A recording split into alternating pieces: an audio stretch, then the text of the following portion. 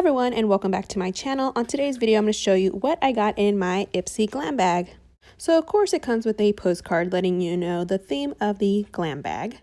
So the first product is a Dead Sea Mud Mask from Grace and Stella.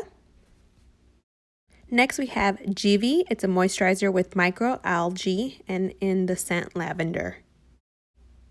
Next we have Tarte Smooth Operator in Amazonian Clay Finishing Powder. Now we have Dulce Max Slash Volumizer Mascara.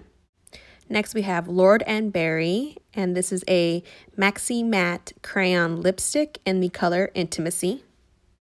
And this was a free product. This is Lou by Jean Seo. It is a clear spot control treatment.